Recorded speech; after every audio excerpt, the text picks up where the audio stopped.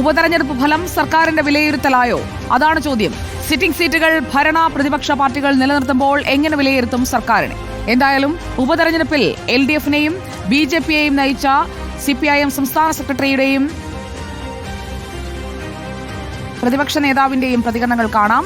ഉപതെരഞ്ഞെടുപ്പിൽ സർക്കാർ വിരുദ്ധ വികാരം ഉണ്ടായിട്ടില്ലെന്ന് CPIM സംസ്ഥാന സെക്രട്ടറി MV ഗോവിന്ദൻ. മൂന്നാം ഇടത് സർക്കാരിലേക്കുള്ള ദിശാസൂചനയാണ് ഉപതെരഞ്ഞെടുപ്പ് ഫലമെന്നും MV ഗോവിന്ദൻ പറഞ്ഞു.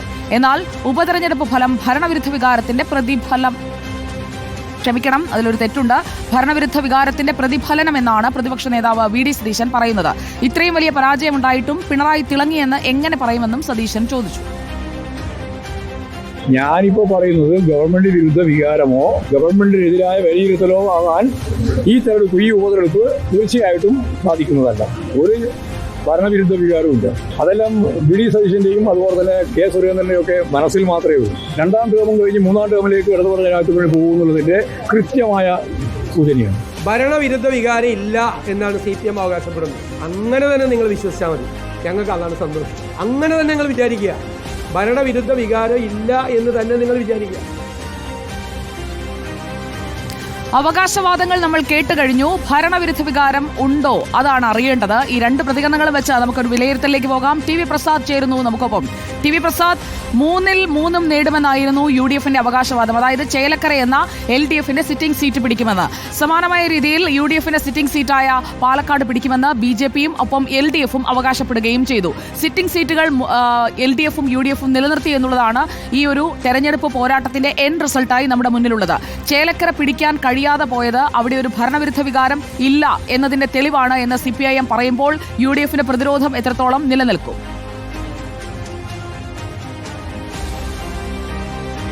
ഇതിലിപ്പോൾ ചേലക്കരയും UDF പിടിച്ചിരുന്നുവെങ്കിൽ 3 മണ്ഡലങ്ങളും UDF സ്വന്തമാക്കിയിരുന്നുവെങ്കിൽ ഭരണവിരുദ്ധ വികാരം ഉണ്ട് എന്ന് തറപ്പിച്ച് പറയാൻ പറ്റുമായിരുന്നു. പക്ഷേ നിലവിലെ സാഹചര്യത്തിൽ ഒരു ഭരണവിരുദ്ധ വികാരമുണ്ട് അല്ലെങ്കിൽ ശക്തമായി അലയടിക്കുന്നുണ്ട് എന്ന രീതിയിൽ പറയാനുള്ള ഒരു റിസൾട്ടല്ല ഇന്നത്തെ ഉപതെരഞ്ഞെടുപ്പ് ഫലം എന്നുള്ളതാണ് അത് വിലയിരുത്തുമ്പോൾ മനസ്സിലാക്കാൻ കഴിയുന്നത്.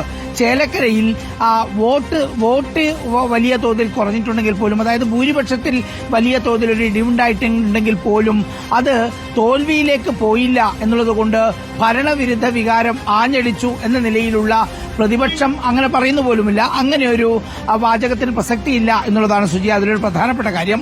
മാത്രമല്ല പാലക്കാട്ടെ മത്സരം BJP-യുമായി ഒരു ഇഞ്ചോടിഞ്ച് പ്രകടനത്തിന് സാക്ഷ്യം വഹിക്കാൻ കഴിയുകയും ചെയ്തു എന്നുള്ളതും ഇടതുപക്ഷത്തിനെ സംബന്ധിച്ചിടത്തോളം ഒരു മെച്ചപ്പെട്ട കാര്യമാണ്. മാത്രമല്ല വയനാട്ടിലെ സ്ഥാനാർത്ഥി ദേശീയ രാഷ്ട്രീയത്തിൽ നിന്ന് മാറി സംസ്ഥാന രാഷ്ട്രീയത്തിലെ നേതാവ് മത്സരിച്ചിട്ട് കൂടി സത്യം മൊകേരി മത്സരിച്ചിട്ട് കൂടി വലിയൊരു ഇടിവ് വയനാട്ടിലും പറയാനില്ല എന്നുള്ളതാണ്. പോളിംഗ് ശതമാനം വെച്ച് കണക്ക് കൂട്ടുമ്പോൾ വലിയൊരു നഷ്ടം അവിടെയും ഉണ്ടായിട്ടില്ല.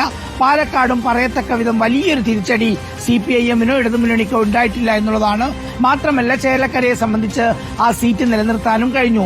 അതുകൊണ്ട് തന്നെ ഒരു ശക്തമായ ഭരണവിരുദ്ധ വികാരമുണ്ട് എന്ന ഒരു വിലയിരുത്തലിലേക്ക് എത്താൻ കഴിയില്ല എന്നുള്ളത് തന്നെയാണ്. ഇത് തീർച്ചയായിട്ടും വരാനിരിക്കുന്ന പഞ്ചായത്ത് തെരഞ്ഞെടുപ്പിലും അതുപോലെ തന്നെ അടുത്ത നിയമസഭാ തെരഞ്ഞെടുപ്പിലും അതിനു മുമ്പ് നടന്ന ഒരു ഉപതെരഞ്ഞെടുപ്പ് എന്ന നിലയിൽ അത് ഇടതുമുന്നണിക്ക് ആശ്വസിക്കാൻ വക നൽകുന്നതാണ്. പക്ഷേ ഈ തെരഞ്ഞെടുപ്പ് പ്രചരണത്തിന്റെ ഘട്ടത്തിലെല്ലാം ശക്തമായ ഒരു ഇടതുവിരുദ്ധ വികാരം ഉണ്ടാകും എന്ന് ഏതാണ്ട് എല്ലാവരും വിലയിരുത്തിയതാണ്. കാരണം അത്രമാത്രം വിവാദങ്ങളും ആരോപണങ്ങളും എല്ലാം സർക്കാരിനെതിരെയും മറ്റും ഉണ്ടായിരുന്നു.